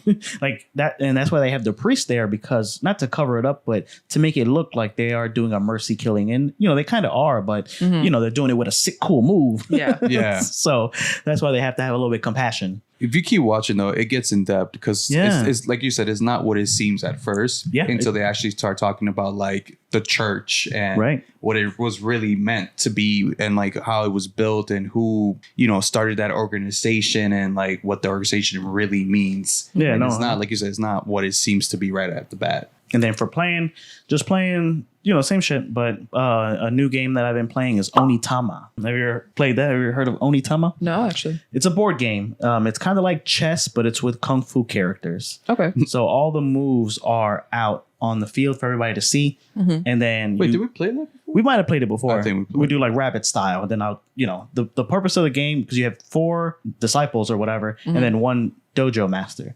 So the goal of the game is to either kill your opponent's dojo master or get your sensei in the dojo. I don't know. My girl has been just like kicking my ass at that game.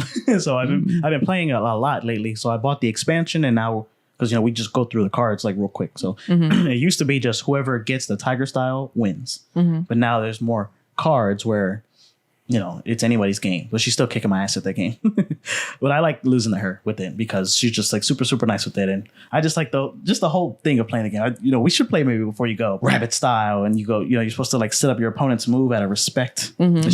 It's just such a good game. That's why I've been playing. So what about you, Snail? What you reading? What you watching? What you playing? So the manga that I have been keeping up with the most is Heavenly Delusion. Heavenly Delusion. Yeah. Y'all know about that one? The anime actually came out for just last year. So if you're more of a watcher than a reader, you can totally watch it. The reason it was like a sleeper hit is because the anime only came out on Hulu and Disney Plus. They did that with another one, Ishura. Sure. I try to watch that one, man. It's pretty straight. No, we'll do an episode on it. We'll save it. But you seen it? No. Oh. It's just your reaction. You're like, I know, because we talked about it like way long time ago. We try to be up on what's going on, but they've released exclusively on Hulu and Disney Plus. Yeah. Same with Tokyo Revengers season 2. That was only on Hulu. Season 1 was Crunchyroll. Season 2 was Hulu for some reason. So tell me about this one that you're reading though. So I would definitely recommend it if you are into like things that are post-apocalyptic. I can't really discuss the plot line too much without like spoiling anything. Well, just but it's episode 1 stuff. It's like a post-apocalyptic. Like you see these kids that are in like what looks to be like this like asylum type of thing, and you're kind of like, oh, that's weird. Like, why do these kids all have like the same outfits on? And then it cuts to this other part of the story where it's like post-apocalyptic, and there are these kids, a boy and a girl. And they're fighting these creatures, and they're just trying to like find, this girl has like lost her memory. So she's trying to like find people from her past and like piece together everything. That's like the most I can tell you without spoiling it, because there's like 2 different plot lines going on of like these kids in this random place, and then these adults out in the world where it's like these crazy like Zelda Twilight Princess looking ass monsters are like trying to kill them. And you can only like, you can't kill them. Like they're like impossible. So definitely look it up. That's what I was gonna ask if it had action. Oh, it sounds has. Like it does. It has the action. Yeah. Okay. But I started watching it when it came out. I watched the anime, and I got like 3 episodes in, and I was just enticed. So then I started reading it. So the manga is still ongoing. That's how I was with Solo Leveling. I watched like the first couple of episodes, and just because it was so good, I'm like, I just have to read the manga. Just like Yeah. And then I got into that. So that's actually a really good anime. Which we'll do an episode about it once Xavier decides to hop on it. Well, I think when it ends the first season, that's when we'll do it. Yeah. That's what you were waiting for. Yeah. Because he's more of a visual watcher. Oh, okay. Okay.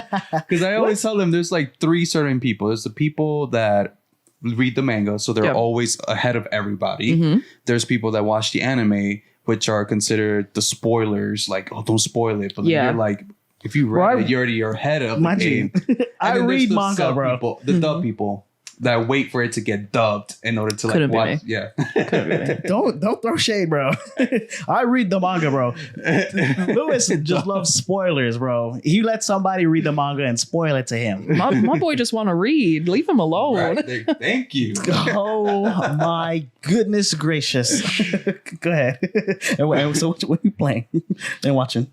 Watching. See, I'm the type where I keep up with like anime seasons. Okay. So right now it's like just keeping up with like the standard Mashal, of course, keeping up with Solo Leveling, Shangri-La Frontier, if y'all have seen that one, keeping up with her, Apothecary Diaries, just like a lot of like the animes that I haven't gone out of my way recently to like binge an old school anime. Yeah. I usually only do that if there's not something that I want to watch consistently. But this anime season has been pretty good.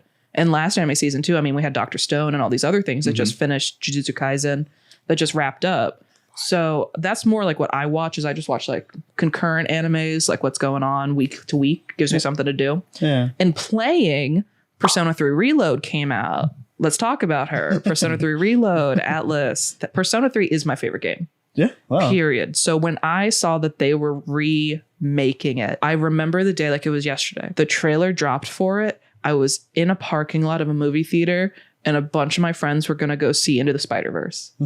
And I remember I sat there and I'm just just crying, looking at this trailer because it's my favorite game getting announced for a remake. And everyone's like, what the fuck are you doing? Why? We can watch another movie. They're like, we're about to go watch Spider-Man. I'm like, y'all go on without me. I'm like, y'all don't know what I went through with this game. And that game is like everything to me. It's my favorite game. So playing the remake of it in its entirety is just soothing to childhood Alexis. Okay. That's cool. I like that. All right. So what about you, Kid Lewis? What are you reading? What are you watching? What are you playing? So reading, Solo Leveling, still reading that. And then I'm trying to finish up a manga that I picked up a long time ago.